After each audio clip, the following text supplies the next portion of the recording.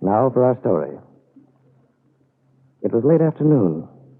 Due to the heavy fog, the lights in the houses along the beach were already being turned on. The house Kit Meade has rented was in darkness, except for the kitchen where Mrs. Kingsley, the housekeeper, was busy preparing dinner. She was a sparse, small woman who looked as if life had not been overly generous with her.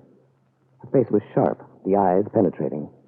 Yet a keen observer would realize that her austerity was like her starched apron, a protective cover. An astute person would realize how Mrs. Kingsley would respond to affection and kindness. Mrs. Kingsley stood at the sink, her hands expertly cleaning and preparing the vegetables for dinner. There was a knock at the back door. It was Max, Paul Cromwell's valet, butler, and general factotum. Come on in, Max. Where shall I put these, Mrs. Kay? What is it? Mrs. Fenner's and Mrs. Meade shopping that was in the car. Where you want these bundles? Oh, over in that corner for the time being, till I find out what they want done with them. Heavens, they get all that in town this morning? Oh, I hope they remember to get those mixing bowls. I can tell you they didn't. Mrs. Fenner spent most of her time in the baby department. Well, about time they both got stocked up. Won't be long now for Miss Fenner. About 3 more weeks, isn't it? That's what I understand. About a cup of coffee, Max. About a cup of coffee, Max. About a cup of coffee, Max. About a cup of coffee, Max. Have some hot. That would be very nice. Be very nice. Be very nice.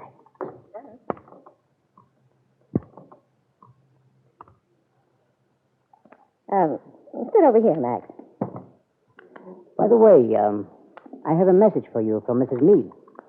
She says for you not to bother about dinner.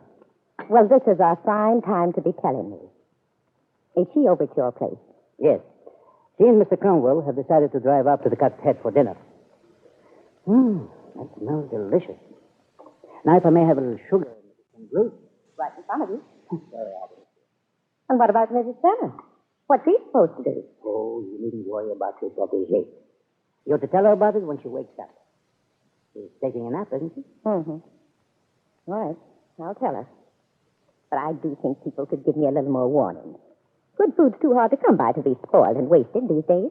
Then why don't you ask me to dine with you? Aren't you going to be driving them up there? No. Mr. Cromwell is going to do the driving. Well, all right. Rather have you than eat alone. I'm flattered, Mrs. Kidd. Well, and how are you liking the job now?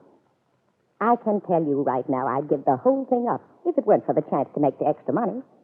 Too much work? No, it isn't that. I don't mind the work of taking care of Mr. Cromwell's house and this one, too. That's not what gets under my skin. It's this funny setup. Here I thought I was going to have a nice, quiet summer at the beach working for Mr. Paul. And all of a sudden, Miss Fenner arrives out of the blue from San Francisco. Then Miss Meade arrives from Wakefield. Wakefield. Yeah, Wakefield. Both of them descending on Mr. Cromwell, so to speak. It sure looks funny. I don't see why you say that. I don't necessarily say it. But haven't you talked to some of the other help around here? No. I've never made it a practice to indulge in backstairs gossip. Well, you certainly learn about the people who live up front, I can tell you that. I don't understand, though, why they should cause so much comment. Surely it's a woman's right to have a child where she pleases. Well, of course, she usually pleases to have it where her husband is. Now, in Miss Fenner's case, that's different. That gigolo she had for a husband walked out on her, left her flat. Under the circumstances, I certainly don't blame her for coming to Mr. Cromwell for help. But this Miss Meade, what's she doing way out here? That's what I want to know. Not that I'd expect you ever to let loose and tell me anything, Max. But I have eyes in my head. It's not so hard to put 2 and 2 together. And what do you get? Well, for one thing, Miss Meade don't act natural about her child. Almost as if she didn't want it. Yet when Miss Fenner talks about her baby, Miss Meade's face freezes up. She looks at her sometimes as if she could kill her. You don't like Mrs. Meade, do you? No. And it's not just because she's bossy and high-handed. No, it's something else. Women have never liked Kit Meade. I used to see that when she was living in New York. She was Miss Culver then. Women are a little afraid of her. She is beautiful, isn't she? Maybe to some folks. Mr. Cromwell thinks so, doesn't he? Naturally. Then why is he putting on such a show with Miss Fenner? What do you mean? You know what I mean. certainly sweet and attentive to her these days. Why shouldn't he be? Oh, I can think of plenty of reasons why he should be, if my guess is right. Oh, but I'm just wondering if my guess is right. Oh, I wouldn't worry too much about that if I were you. Well, I can't help it. Feel sorry for Mrs. Benner. Poor little thing, she's all alone, having to depend on someone else, living as a guest in this house. She just adores Mr. Cromwell. He's not the first. I have an idea she thinks he's going to marry her. What do you think? I don't know. I can't discuss it, Mrs. Kingsley. That little Miss Benner is so sweet and trusting. I think she may be in for quite a blow one of these days. I wouldn't let my imagination run away with me if I were you, Mrs. Kingsley. Mr. Cromwell is a gentleman. Oh, don't give me that. I've got eyes. Mr. Cromwell and Miss Mead are two of a kind, if you ask me. And when I hear the way Miss Benner talks about them, how wonderful she thinks they both are. Well, it's all I can stomach. And one of these days I may just go ahead. I'm sorry, Mrs. Kingsley. Oh, that's all right, Miss Benner. Hello, Matt. Good evening, Mrs. Benham. Oh, don't get up. Finish your coffee. Oh, I was just going. I brought your packages over for you. Oh, thank you very much. Well, see you later, Mrs. Kingsley. Don't make it too late, mind you. All right. Mrs. Kingsley, I wonder if I might have a cup of tea. Certainly. I'll bring it in to you. If it's all right with you, I'll just as soon stay here in the kitchen. Of course, Miss Benner. Did you have a good rest? Yes. All right, thanks. There. That'll be ready in a jiffy. Where's Kit? She's at Mr. Cromwell's. They're waiting for you. Oh, but it's late. What about dinner? Made plans to drive up to that restaurant. The Quartet. Oh, dear. I don't feel much like going anyplace. Well, why don't you stay here, Miss Benner? I have a lovely dinner ready. Oh, no, I wouldn't want to do that. I'll go with them. You don't look as if you felt so good.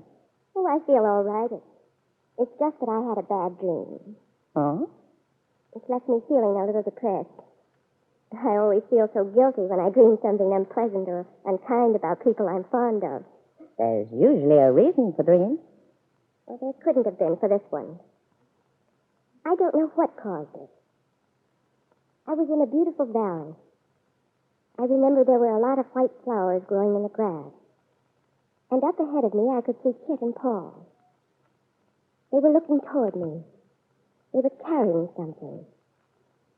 I don't know what it was, but I felt so happy seeing them. I started running. I'd get a little closer, and suddenly they'd be as far away as they'd been before. They just stood there, looking over their shoulders at me. And they were laughing. I kept trying to catch up with them, but I couldn't. Then all of a sudden, there was no more sunlight.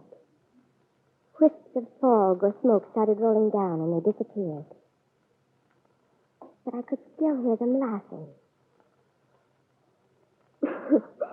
Isn't that ridiculous? Oh, I don't know. I awakened feeling so hurt and miserable. Imagine my dreaming something like that about Paul and Kit. Well, dreams aren't nonsense. Oh, Mrs. Kingsley, you don't believe in them. That they foretell the future and all that sort of thing. Oh, no. No, I don't mean that.